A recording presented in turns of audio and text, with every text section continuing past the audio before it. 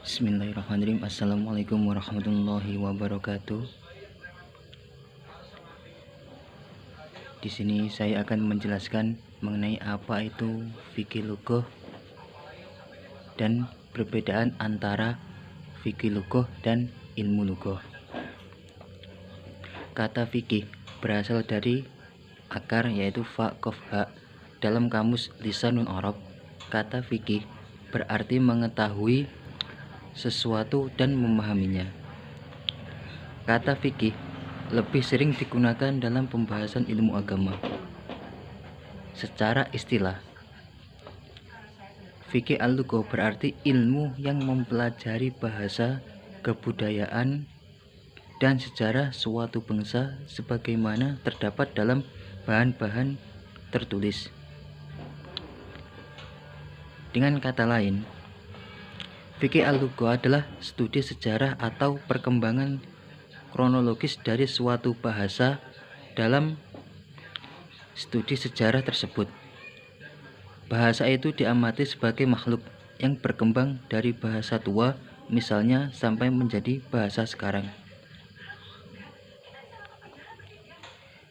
Nah, di sisi lain, dalam beberapa literatur berbahasa Arab ditemukan pula istilah fikih al-lughah. Istilah ini muncul dari tahun keempat oleh Ahmad bin Faris seiring dengan kitab yang ia beri judul dengan As-Sahibi fi Fiqhul Lughah, dan Abi Mansur As-Salibi dengan kitabnya Fiqhul Lughah wa Sirrul Arabiyah.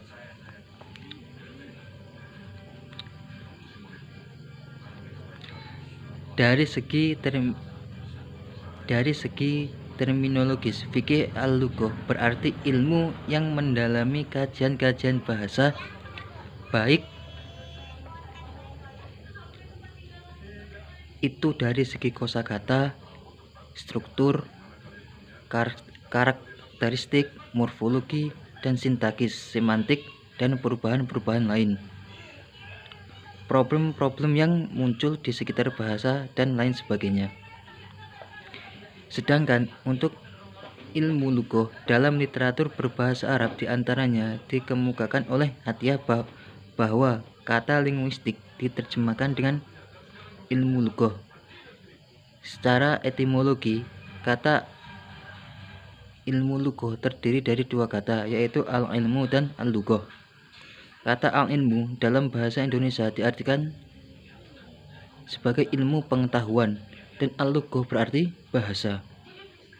Dengan kata lain, pengertian al-ilmu lughah secara etimologi adalah ilmu tentang bahasa. Ilmu lughah berasal dari kata ilmu dan lughah.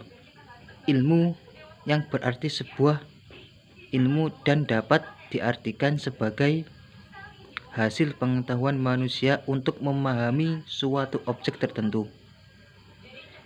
Ilmu lughah atau ilmu bahasa merupakan ilmu pengetahuan yang digunakan oleh manusia untuk memahami sistem dari lambang yang dipakai untuk berkomunikasi. Sederhananya, ilmu bahasa adalah ilmu yang membahas tentang bahasa atau ilmu yang digunakan untuk mengkaji bahasa, atau ilmu yang objek kajiannya bahasa, atau ilmu yang mengkaji seluk-beluk bahasa. Sedangkan untuk istilah lughah sendiri dapat diartikan sebagai sesuatu yang membahas kosakata secara keseluruhan, baik itu jenis maupun bentuknya. Kata al-lughah berarti pembahasan tentang kosakata, jenis-jenis yang terdapat di dalam kamus-kamus dan buku-buku. Sedangkan istilah ilmu lughah menurut sebagian para ahli linguis modern yaitu pembahasan tentang lafaz-lafaz yang termasuk dalam topik dengan pembahasan pengertiannya. Menurut Ridho Istiror Bazi, ilmu lughah adalah pembahasan tentang lafaz-lafaz. Sedangkan menurut Ibnu Jinni, ilmu lugah adalah penjelasan tentang topik-topik kebahasaan. Lalu apa perbedaan fikih lugah dan ilmu lugah?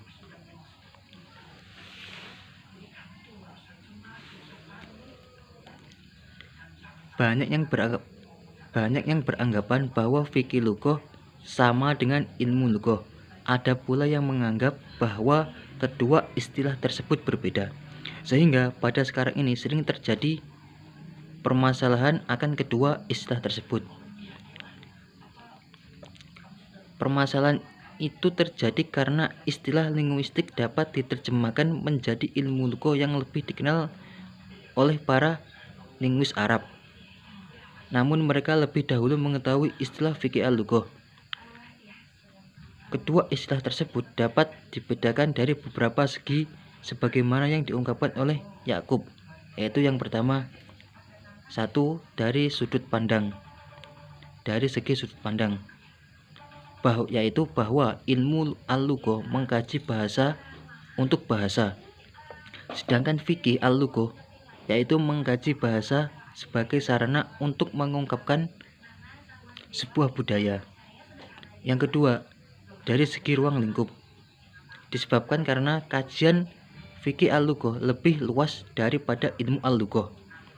Fikih al-lugah ditunjukkan untuk mengungkapkan aspek budaya dan sastra.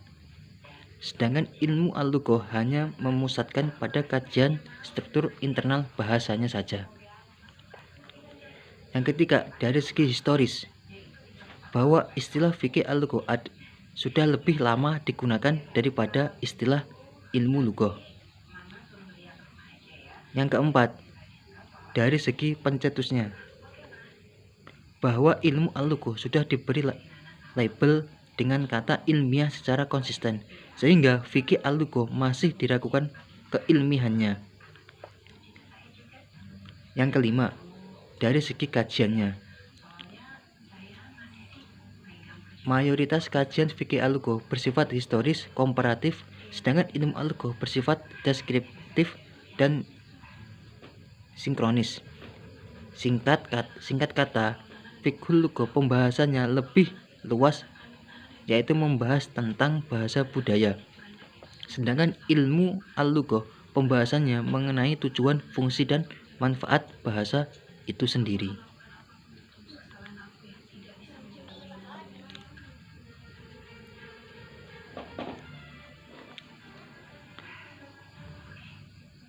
Sedangkan para pakar bahasa di era klasik pun hampir tidak dapat membedakan secara detail kedua peristilahannya, yakni fikih al-lugah dan ilmu al-lugah. Karena apa? Karena kedua peristilahan tersebut tumpang tindih pemakaiannya dalam membahas tentang bahasa dan hal-hal yang berkaitan dengan kedua istilah tersebut. Akan tetapi, dalam perkembangan dinamika pergerakan bahasa yang begitu pesat di abad-abad modern ini, para pakar modern cenderung membedakan kedua jenis ilmu tersebut atas dasar yang pertama, satu, secara metodologis ilmu al-lugah dan fikih al-lugah berbeda. Karena apa? Karena fikih al-lugah mengkaji bahasa sebagai suatu sarana atau alat untuk mempelajari budaya, peradaban, atau kesastraan. Sedangkan ilmu al-lugah itu mengkaji substansi bahasa itu sendiri. Oleh karena itu, harus ada perbedaan dalam mempelajari bahasa sebagai sarana dan belajar bahasa sebagai tujuan. Hal ini sudah ditegaskan oleh De Saussure yang mengungkapkan bahwa objek ilmu al-lugah yang benar dan satu-satunya adalah bahasa itu sendiri untuk substansinya sendiri. Terus dasar yang kedua, yaitu tentang mengenai lapangan pembahasan fikih al-lugah lebih luas. Karena apa? Karena tujuan akhir dari studi fikih al-lugah adalah studi tentang peradaban, kesastraan, dan kehidupan pemikiran dari segala aspeknya.